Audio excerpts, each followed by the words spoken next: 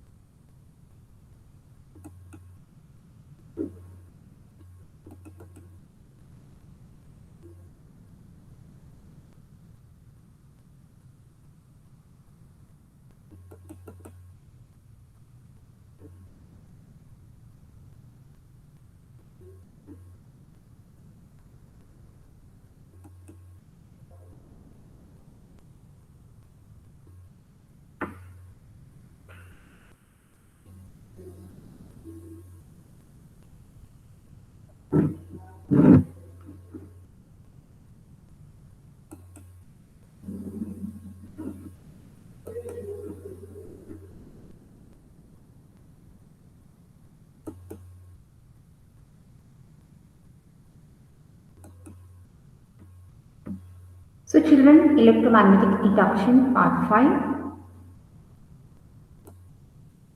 The contents are mutual inductance M, coefficient of coupling between two circuits, transformer, and some problems. I'll dictate the problems to you. First one is mutual inductance. See here in the diagram. If you just look at the diagram, have a view of the diagram. There is coil 1 and coil 2. As in self-inductance, we have only single coil and it is attached to the rheostat, key, and a battery. And the second coil has the galvanometer. So whatever is the change is seen in this galvanometer. So now let us consider a case of two coils placed side by side. See here you can see the two coils placed side by side. A fixed current I1 is flowing through coil 1. Due to this current, magnetic field V1 will be produced in the nearby region surrounding the coil 1. So because of the current, there is magnetic field created here. Now let phi21 be the magnetic flux linked with the surface area S2 of the coil 2 due to the magnetic field V1, and can be written as phi21 equal to integration from S2, or you can say over S2, V1 dot delta A. So this is the area of the second coil. Now where S2 represents the effective surface or area enclosed by coil 2. This is the total area. S2 is the total area enclosed by the coil 2. If the positions of the coils are fixed in space, then phi21 is proportional to I1. 5 to 1. So now when proportionality comes, the second step is constant. So phi 21 is equal to constant into I1, and that constant is nothing but the coefficient of mutual inductance. Phi 21 equal to M21 I1. So because of current I1, there is magnetic flux in the second. Because of the current in the first coil, there is a induced EMF in the second coil. So it is represented by phi 21. Now, the induced EMF in coil 2 will be written as, so E21 is equal to, by Faraday's law we know E21, that is the induced EMF, equal to minus d phi 21 upon dt, that is E21 is equal to minus M21 di1 upon dt. Now we allow current I2 to flow through coil 2. So this current, because of this, there is current I2 flowing in second coil. Now suppose if there is current I2, this is because of first one. So this is E21 is equal to minus M21 di1 because of the I1 current upon dt. Now similar steps are there for the second part. If this coil 2 is carrying the current I2. So now we allow current I2 to flow through coil 2. On account of this current, magnetic flux phi 12 linked with coil 1 is obviously proportional to I2. It is the same, it is similar, then there we are taking phi 21 here because of coil 2. Now the current is I2. Because of the current I2, there is a magnetic flux associated with the first coil. Now because of the second coil, the current flowing in the second coil, there is a magnetic flux linked with the first coil. So it is phi 12 is proportional to I2.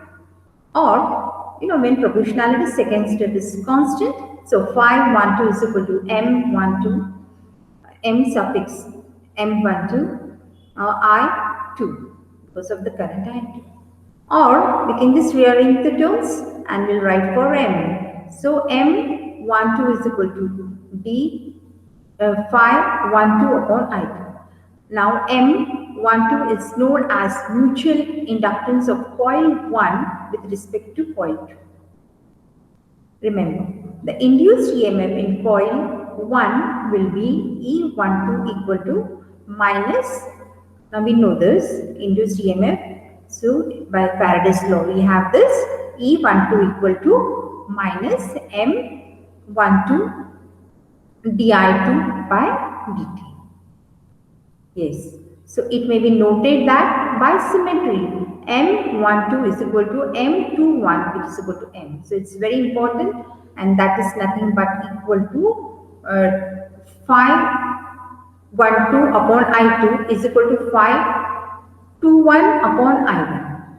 So this is the equation. It is a very important equation, children. This is a mutual inductance. So here we can just have a observation like that because of current in the first coil, there is induced EMF in the, because of the magnetic flux, there is induced EMF in the second coil, and if current I2 is flowing in the second coil, then there is induced EMF in the first coil. So it is vice versa, and that the mutual inductance are equal.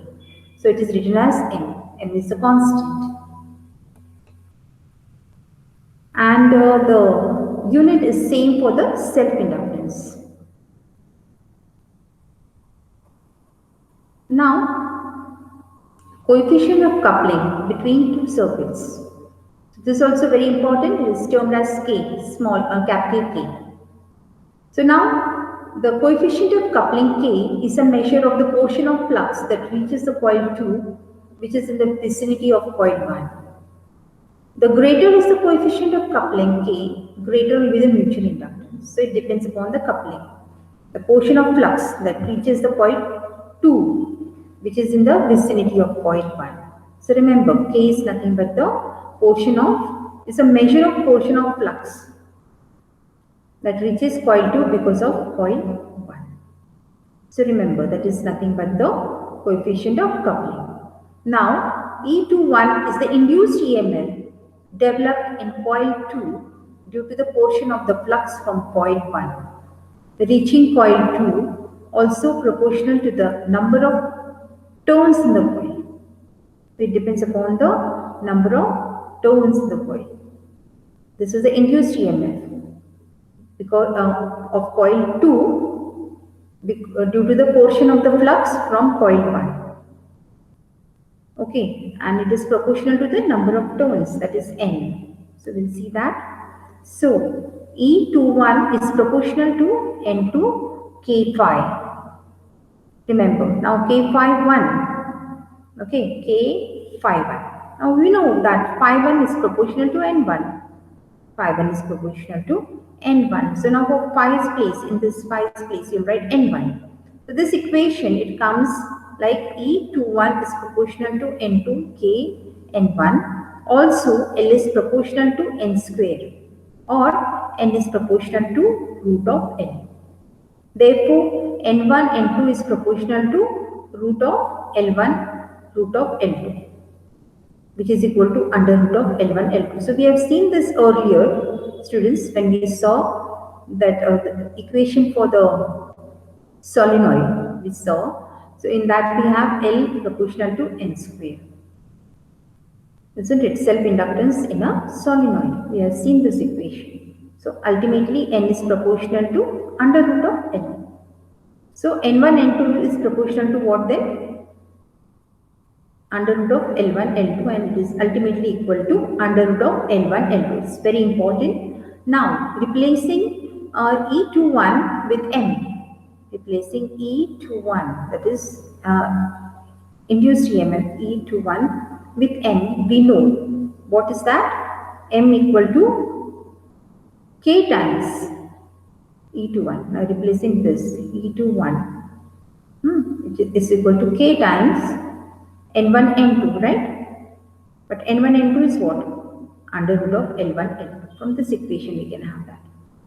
Right? Now, K is usually less than unity. Remember, K is what? K is usually less than unity. If K is equal to 1, see, it's very important. If K is equal to 1, here, if you consider K is equal to 1, the two coils will be perfectly coupled and M equal to under root of L1, L2. If K is greater than 0.5, the two coils are tightly coupled. Remember, we have some 3 important points regarding coupling. When, if K is greater than 0.5, then the two coils are tightly coupled. If it is less than 0.5, the coils are loosely coupled. But if L1 equal to L2, then a coil with self-inductance L is coupled to itself with mutual inductance. So this is very important equation, children. M is equal to under root of L1, L2, which is equal to under root of L square, when if L1 is equal to L2 here. This is the third one. This is greater. If K is greater than 1, K is less than 1, and here if L1 is equal to L2, L1 equal to L2, then the coil with self-inductance L is coupled to itself with mutual inductance. Okay, now M is equal to under root of L1, L2, and if L are equal, L1 and L2 are equal, so it comes about under root of L square, correct?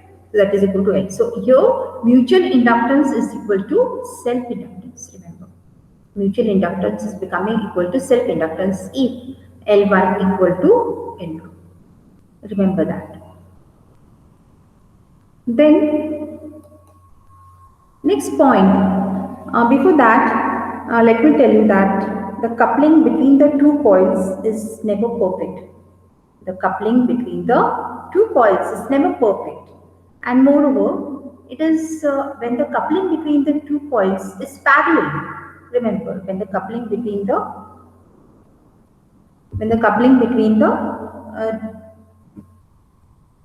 two coils is parallel, then we have maximum mutual inductance. Remember, we have maximum. But if it is perpendicular, if the two coils, the coupling between the two coils is perpendicular to each other, then in that case coupling is minimum, or you can say, yes, coupling is minimum, or you can say mutual inductance is minimum.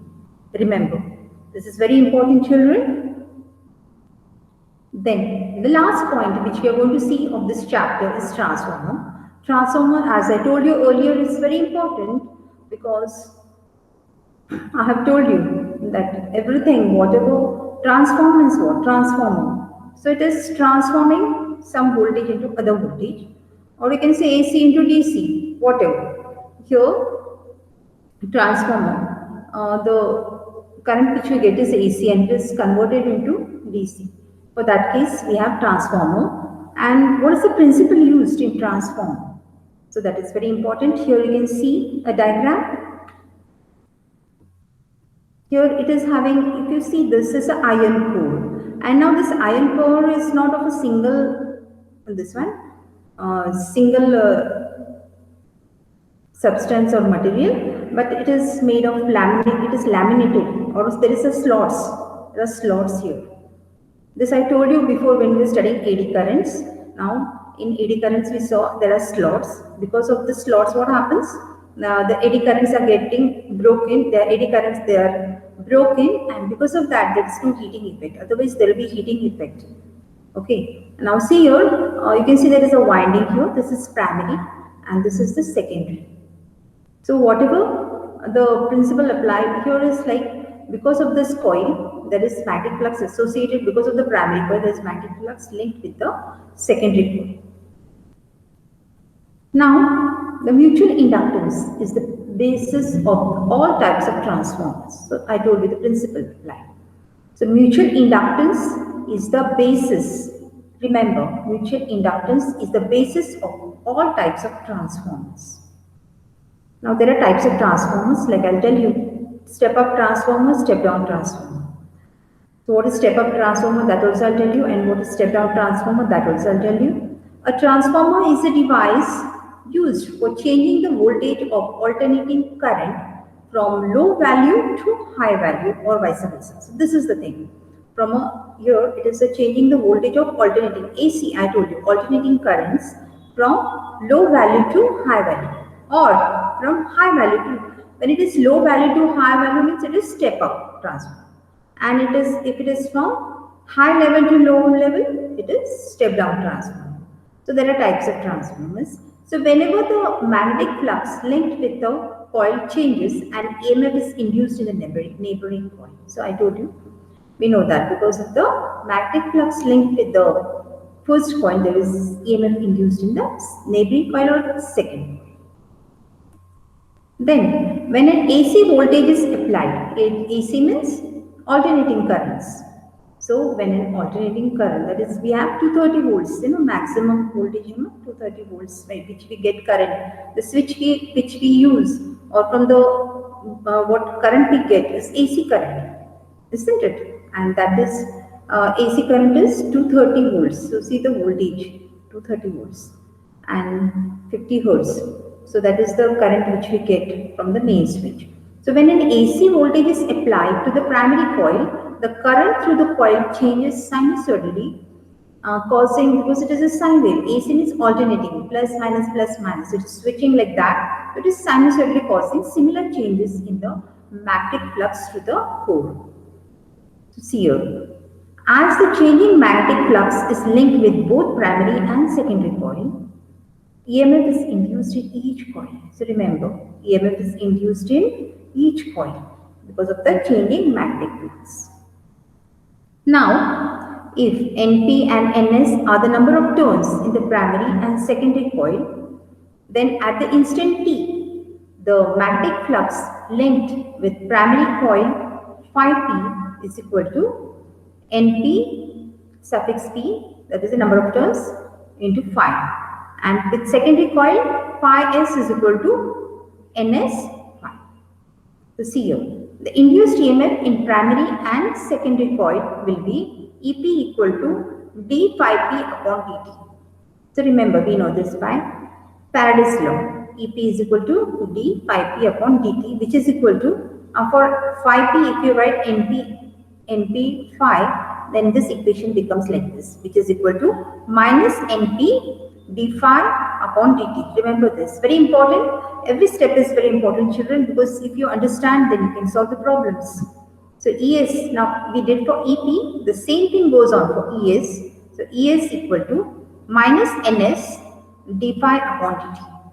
Now we know ES upon EP is equal to, so here from this equation, ES upon EP equal to NS upon NP. So see, ES upon EP is equal to NS upon NP from this equation 1 and 2. Understand? You substitute the value, d by dt will get cancelled. So minus minus sign will get cancelled. So ultimately what will remain is ES upon EP is equal to NS upon NP. Then this ratio is called nothing but the transform. This ratio NS upon NP is called turn ratio, or you can say transformer ratio of the transformer. Now the above equation is known as equation for transformer. And for an ideal transformer, remember, for an ideal transformer, input power equal to output power, isn't it? So then we have input power EP IP is equal to ES IS. Now we'll just rearrange the terms. ES upon EP is equal to IP upon IS. So combining this equation and the above equation, that is the previous equation, that is ES upon EP is equal to NS upon NP. So that combining above equation and this equation, ES upon EP is equal to NS upon NP. So remember, whatever ES suffix here for NS, it is the same, but for current it is the opposite. So ES is equal to IP upon IS. So when NS is greater than NP, remember, when NS, that is number of turns of secondary, is greater than NP, then ES is greater than EP, that is step up transformer. I told you the turns are more, then for the secondary, when the turns are more, it is the step up transformer, and IP is greater than IS. Now current in the primary coil is more than that in the secondary coil. Current in the primary coil is more than in the secondary coil.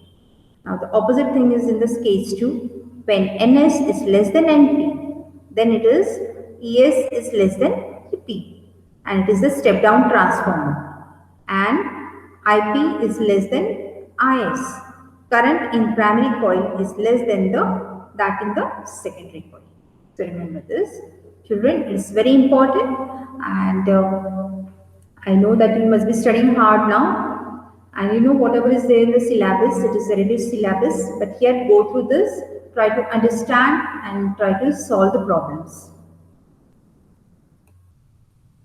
The assignment: if a copper disc swings between the poles of a magnet, the pendulum comes to rest very quickly.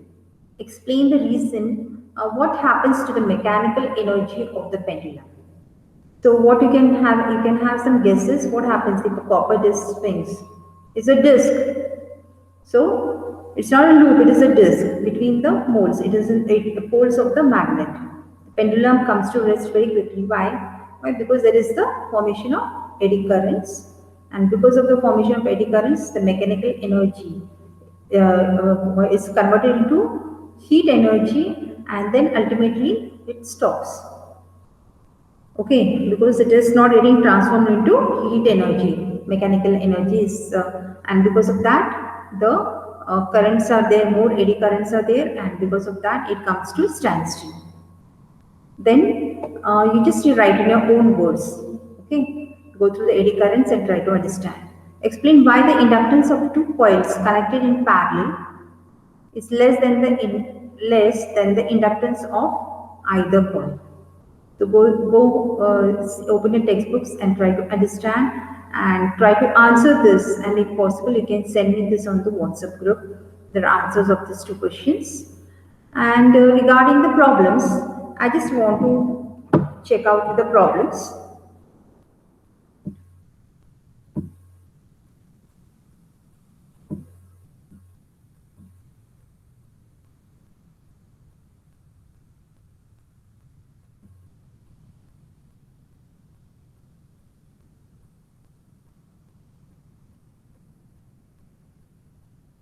Suppose if we take a sixth problem, from page number 286. 286 page number.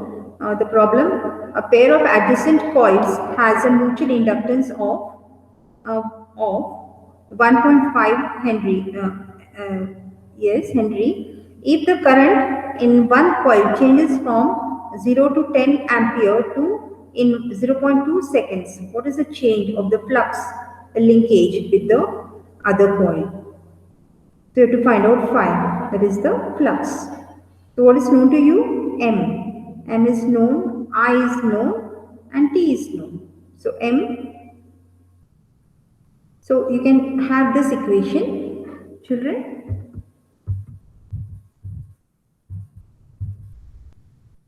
Here. E is equal to M di by dt, and phi is equal to what? Phi is equal to, from this equation we can write di upon dt, M and E. E value is given as E naught. We are going to see of phi.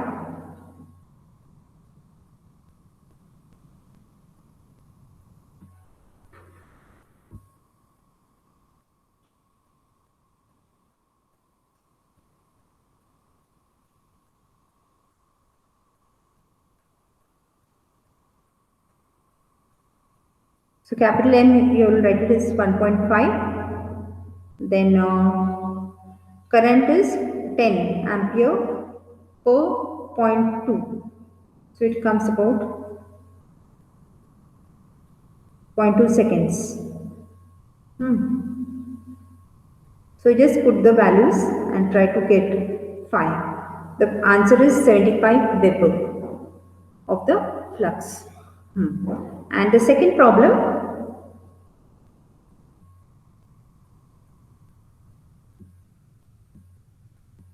is the 8th problem. If you can, try to solve 8th problem. Try to solve all the problems and just forward to us. Okay, the 8th problem also as a homework, you can solve it. I hope you must have understood this chapter. Please go through this chapter, children. Open your books. Whenever you're sitting for the lecture, open your books and read. I think we have taken 3 chapters at a stretch, like magnetic fields due to electric current, magnetic materials, and electromagnetic induction. So these are the chapters which I took recently. So go through them, try to study whatever is related. Don't see that, and only whatever is there for exam, only that you study, you concentrate on that.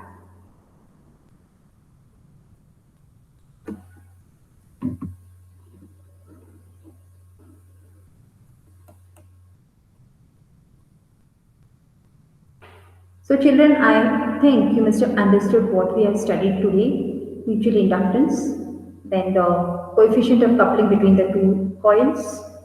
Then we have seen the different cases in the coupling, when it is less than 0.5, greater than 0.5, and when it is equal. And then we have seen the transformer, which is a very important part in this chapter. And what is the principal uses? Nothing but mutual inductance. And we have seen, I just only took some, I've taken one problem, but I think you can you open your textbook and try to solve the rest of the problems. And if any doubt is there, you can ask anytime. So I hope you have understood. Please study and stay home and stay safe.